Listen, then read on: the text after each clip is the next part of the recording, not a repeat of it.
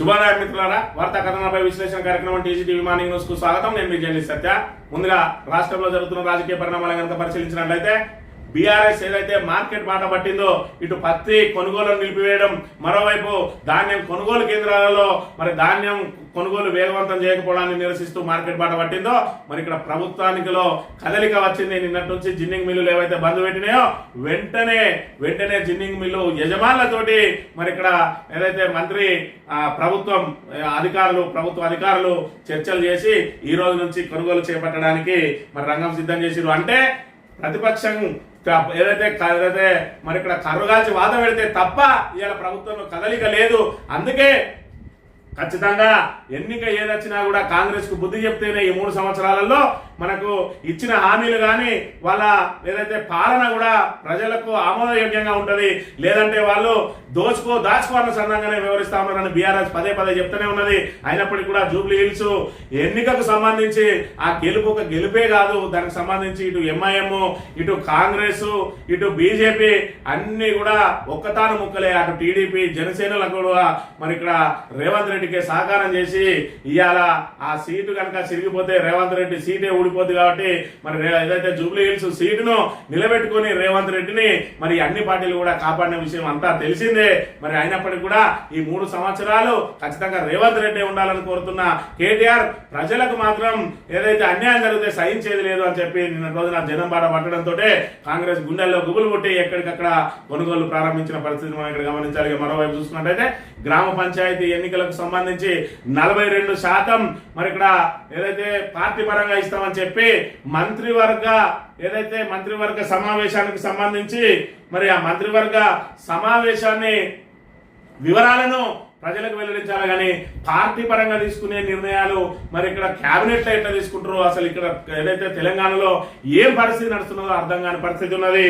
ఇవాళ మరి cabinet meeting కు సంబంధించిన అంశాలను అంటే మేము పాత పద్ధతిలోనే ఎన్నికలకు పోతామా, లేదంటే 42% ఇస్తామా, 42% ఇవ్వకపోతే ఎందుకు ఇవ్వలేకపోతున్నాం అని చెప్పాలి. కానీ పొంగులేటి శ్రీనివాసరెడ్డి వచ్చి పార్టీ పరంగా మేము ఇస్తామన్నాడు. పార్టీ పరంగా ఇవ్వాల్సిన దాన్ని క్యాబినెట్ ఆమోదం ఎందుకో ఒక్కసారి తెలంగాణ ప్రజానీకం ఆలోచన చేయాలి. ఈ విధంగా ప్రజలను పెద్ద ఎత్తున మరి ఇబ్బందులకు ఏదైతే మన వాళ్ళకు మొండి చేయి చూపిస్తా ఉన్నది కాంగ్రెస్ ప్రభుత్వం అనే విషయాన్ని మనం ఇక్కడ గమనించాలి. నమస్తే తెలంగాణ చూసుకున్నట్టయితే మార్కెట్ బాట రైతులకు బాసట, ఎకరానికి 13 క్వింటాల పత్తి కొనాల్సిందే అంటున్న కేసీఆర్ ఉంటే ఇంత కష్టం ఉంటుందని అంటున్న కంచులాపూర్ రైతు జనార్దన్, తేమ ఉన్న రంగుమారిన మద్దతు ధరతో కొనాల్సిందే గోసపెడుతున్న కపాస్ కిసాన్ యాప్ను ఎత్తివేయాలి. వర్షాలతో దెబ్బతిన్న ప్రతి ఎకరానికి 20,000 చెల్లించాలి. విదేశాల నుంచి పత్తి దిగుమతికి బీజేపీ సర్కార్ కుతంత్రం, కాంగ్రెస్ రాజకీయమే తప్ప రైతు ఫిగర్ పట్టినప్పుడు కేంద్ర రాష్ట్ర ప్రభుత్వాల మెడలు వచ్చేదాకా పోరు కేటీఆర్. మార్కెట్ బాటలో బీఆర్ఎస్ రైతులకు నేతల పరామర్శ అని చెప్పి మరి ఇక్కడ మార్కెట్ బాట పట్టింది. ఏదైతే పత్తి కొనుగోలు చేపట్టకుండా జిన్నింగ్ మిల్లుల యజమానులు మరి ఇక్కడ మిల్లులు మూసేసిండ్రో, సీసీఐ అధికారులు మరి ఇక్కడ తేమ పేరుతోటి అదేవిధంగా క్వింటాల్కి 7 ఎకరాకు 7 క్వింటాల కంటే ఎక్కువ కొనమని చెప్పి ఏదైతే రైతులను ఇబ్బంది పెడతా ఉన్నారో రైతు పక్షాన జనం బాట పట్టింది. బీఆర్ఎస్ కాంగ్రెస్ కు గుబులు రేగింది. ఒక్క రోజులోనే మళ్ళీ పత్తి కొనుగోలు చేపట్టక తప్పని పరిస్థితి ఏర్పడ్డది. ఇక కొన్నది కొంతే నత్తరడకర సాగుతున్న ధాన్యం కొనుగోలు 80 లక్షల టన్నుల లక్ష్యం పెట్టుకున్న సర్కార్ ఇప్పటి వరకు కొన్నది 15 లక్షల టన్నులే. రైతులకు 2,000 కోట్లకు పైగా పెండింగ్ లో ఉన్నాయట. క్షేత్రస్థాయిలో కొనుగోళ్లపై ప్రభుత్వం తీవ్ర నిర్లక్ష్యం. వరంగల్ జిల్లా వర్ధనపేటలో రాందం తండాలో ధాన్యం కుప్పల వద్ద ఆందోళనకు దిగిన రైతులు. ఒకవైపు కొనుగోలు కేంద్రాలు లేవు, ఉన్న చోట కొనుగోలు లేవు. సర్కారు నిర్లక్ష్యంతో రైతులు వడ్ల రాశి ముందు పడిగాపులు పడతా ఉన్నారు. ఈ సీజన్ లో 20 లక్షల టన్నులకు ఇప్పటి వరకు కొన్నది కేవలం 15 లక్షలే. అక్టోబర్ మొదటి వారంలో మరి ఇక్కడ ప్రారంభం కావాల్సిన కొనుగోలు కేంద్రాలు మరి తాత్సారం చేసిండ్రు. ఇప్పటికి కూడా కొనుగోలులో వేగం పుంజుకోలేదు. మరి 15 లక్షల టన్నులు మాత్రమే కొన్నారు అని అంటే మరి పావల వంతు కూడా ఇప్పటి వరకు కొనలేదు. అంటే మరి ఏ విధంగా ఉన్నది రైతుల దుస్థితి. ఇవాళ ధాన్యం కొనుగోలు కేంద్రాల వల్ల మళ్ళీ పడిగాపులు కావాల్సిన పరిస్థితి కూడా ఉన్నదనే విషయాన్ని మనం ఇక్కడ గమనించాలి. ఇక పార్టీ కోటా మేలిక బీసీలకు దోకా 42% బీసీ రిజర్వేషన్ హామీకి మరోసారి సర్కారు తోట్లు. పంచాయతీ ఎన్నికల్లో పార్టీ పరంగా కోటా అమలుపై డ్రామా. పార్టీ గుర్తులపై జరిగిన ఎన్నికలకు పార్టీ కోటా అంటూ బిల్డప్. కాంగ్రెస్ పార్టీ టికెట్ల కోటాపై కేబినెట్ లో తీర్మానం ఎందుకు ప్రశ్నిస్తున్న బీసీ సంఘాలు. కాంగ్రెస్ సర్కార్ దగాపై ఆగ్రహం. 42% కోటా ఇవ్వకుండా కాంగ్రెస్ ఆడుతున్న డ్రామాలపై బీసీ సంఘాలు ఆగ్రహం వ్యక్తం చేస్తున్నాయి. పార్టీ గుర్తులే లేకుండా జరిగే పంచాయతీ ఎన్నికల్లో పార్టీ పరంగా 42% టికెట్లు ఇస్తా ఉండడం ఒక వింత అయితే గాంధీ భవన్ లో నిర్ణయిస్తే సరిపోయేదాన్ని కేబినెట్ సమావేశంలో ఎందుకు చర్చించాల్సి వచ్చింది? కేబినెట్ సమావేశంలో ప్రభుత్వం తీసుకునే నిర్ణయాలు ఉంటాయి కానీ పార్టీ నిర్ణయాలు, పార్టీకి సంబంధించిన ఎవరైతే పిసిసి అధ్యక్షుడు ఉంటాడో ఆయనే ఈ కార్యవర్గాన్ని అంతా పెట్టుకుని కూడా మరి దాని ద్వారా ఆయన ప్రకటించాల్సిన దాన్ని కూడా కేబినెట్ దానిలో తీర్మానం చేసిన అంటే పార్టీలకు పరంగా కేబినెట్ లో ఏ విధంగా తీర్మానం చేస్తారో, అసలు వీళ్ళకు పాలనా పరమైన ఏదైనా అనుభవం ఉన్నదా? ఇలాంటి మొదటిసారి ముఖ్యమంత్రి అయిన మరి మంత్రి కూడా కాకుండా మొదటిసారి ముఖ్యమంత్రి అయినటువంటి రేవంత్ రెడ్డి ఆధ్వర్యంలో మొట్టమొదటిసారి మంత్రి అయినటువంటి పొంగులేటి శ్రీనివాసరెడ్డి మీడియాతో మాట్లాడతాడు. మరి ఇక్కడ సీనియర్ మంత్రులందరూ మేము పోయి మాట్లాడితే మా ఇజ్జత్ పోతుందని చెప్పి వాళ్ళ పక్కకుంటే మరి తెలివిలేని దద్దమ్మలు ఆయన నిర్ణయం తీసుకుంటూ ఇలా చెప్పడం, ఈ విధంగా బీసీ సమాజాన్ని ఈ విధంగా మోసం చేస్తా ఉన్న పరిస్థితిని కూడా మనం ఇక్కడ గమనించాలి. ఈ ఆశలు కల్పించి అస్త్ర సన్యాసమా? సుప్రీంకోర్టు తీర్పుకు ముందు పెట్టి 42% కోటా ఎగవేతకు యత్నాలు, రిజర్వేషన్ 50% లోబడి అనడం ఆత్మహత్య సదృశ్యమే. రాజ్యాంగ ధర్మాసనం తీర్పును సవాల్ చేయాలి బీసీ కమిషన్ చైర్మన్ నిరంజన్. మరి ఇక్కడ బీసీ కమిషన్ చైర్మన్ ఎవరైతే ఉన్నారో వాళ్ళ పార్టీకి సంబంధించిన వ్యక్తే మరి ఆయన చెప్తా ఉన్నాడు. మరి ఇక్కడ 50% లోబడి అనడం ఆత్మహత్య సదృశ్యం, 42 కోట మరి ఇక్కడ చూసుకున్నట్టయితే ఎగవేతకు ప్రయత్నాలు చేస్తా ఉన్నదని ఆయనే ఆరోపణలు చేస్తున్న పరిస్థితి. ఇవాళ సబ్బండ వర్గాలు బీసీలు అందరూ కూడా మరి ఇక్కడ కాంగ్రెస్ పార్టీ మోసం చేసింది అని చెప్పి మరి ఇక్కడ ఖచ్చితంగా కూడా దగా పడ్డామని చెప్పి భావిస్తున్న పరిస్థితి అయితే మనం ఇక్కడ గమనించాలి. ఇక హైదరాబాద్ మీద నిన్నటి రోజు కూడా మళ్ళీ హైకోర్టు మరి ఇక్కడ ఆగ్రహం వ్యక్తం చేసింది. ఇక నువ్వు మారవా అని చెప్పి హైడ్రా కమిషనర్ నువ్వు ఎన్ని మొట్టికాయలు వేసినా మరి దున్నపోతు మీద వాన పడ్డట్టే అవుతుంది. హైడ్రా కమిషనర్ కు అసలు అంతర్గత రోడ్ల మీద నువ్వు ఎందుకు జోక్యం చేసుకుంటావా అని చెప్పి మరి ఇక్కడ ఏదైతే తిట్ల పురాణం అందుకున్నా కూడా ఆయన తీరులో మాత్రం మార్పు రావడం లేదనే విషయాన్ని మనం ఇక్కడ గమనించాలి. ఇక గ్రూప్ 2 నియామకాలు రద్దట.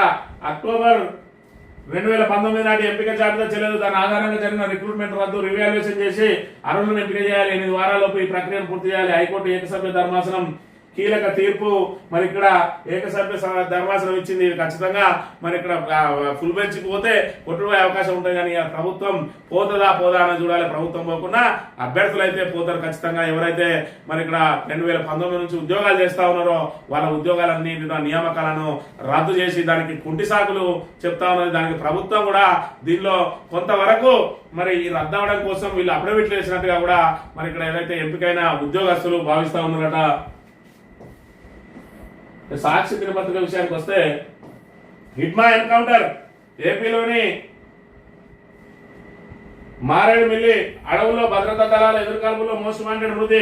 హిడ్మా భార్య రాజే మరో 4 మావోయిస్టులు కూడా అల్లూరు జిల్లా నెల్లూరు ఇజ్జలూరు మధ్య తెల్లవారుజామున ఎదురుకాల్పులు తప్పించుకున్న మరికొందరు కోసం ముమ్మరంగా కొనసాగుతున్న వేట. నిఘా వర్గాల పక్కా సమాచారంతో గురిపెట్టిన పోలీసు బలగాలు ఎన్కౌంటర్ పూటకమని పౌర హక్కు సంఘ ఆరోపణ అని చెప్పి ఆపరేషన్ కగార్ ద్వారా ముఖ్యమైన నేతలందరూ ఎన్కౌంటర్ గురైతే మరికొంతమంది నేతలు మరి తప్పనిసరి పరిస్థితులలో లొంగుబాట పట్టిండ్రు.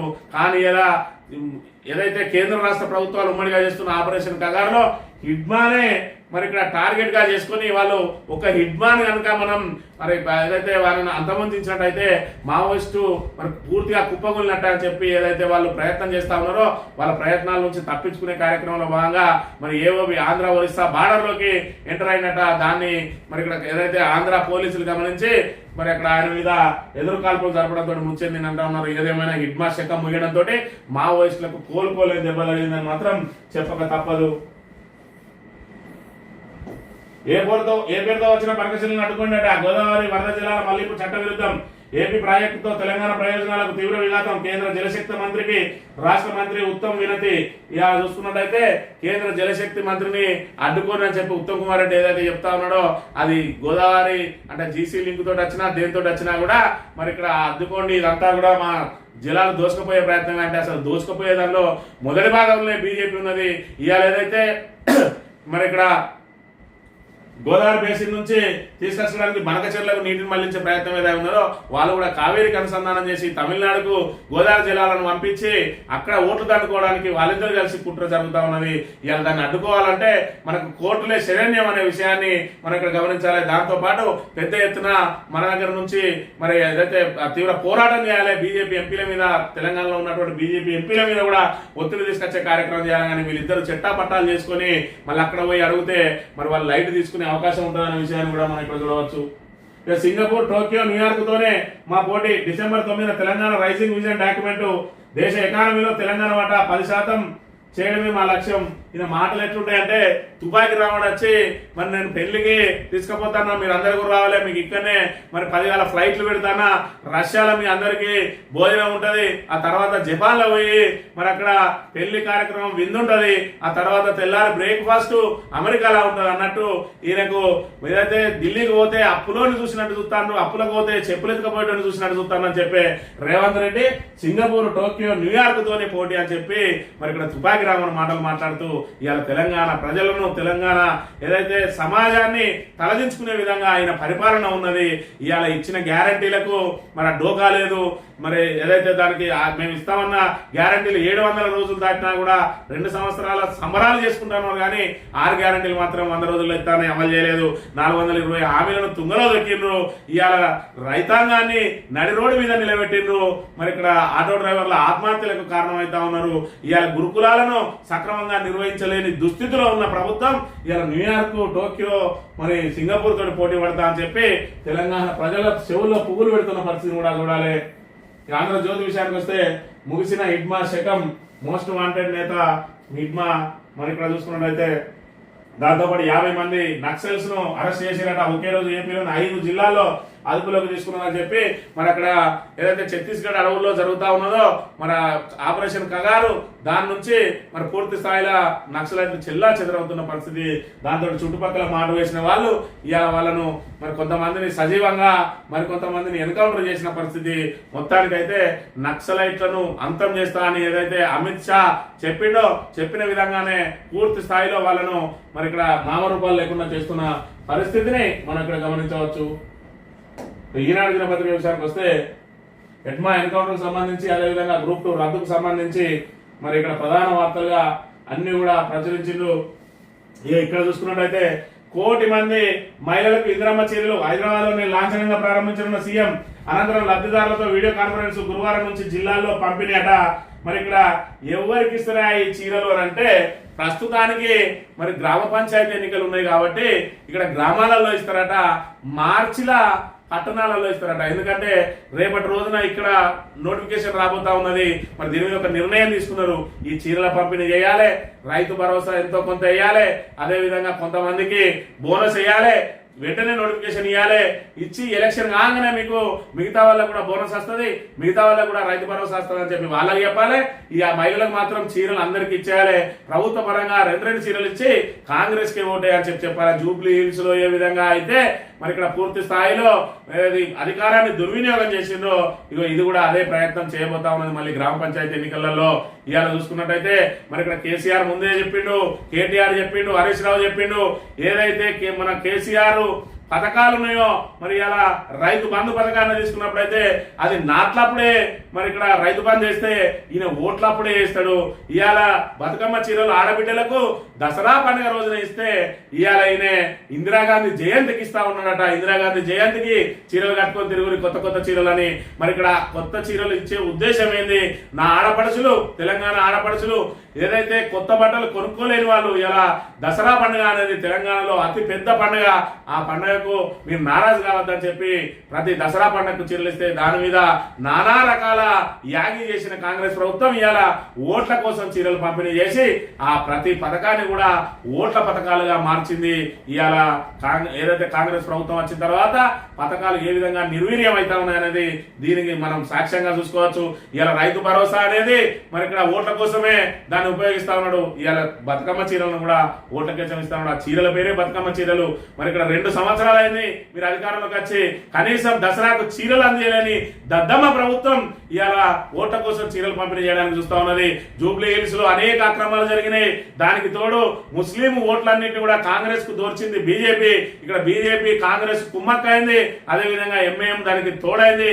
అదేవిధంగా బయట నుంచి ఏదైతే చంద్రబాబు నాయుడు అదేవిధంగా జనసేన కూడా వాళ్ళకు వంతపాడింది.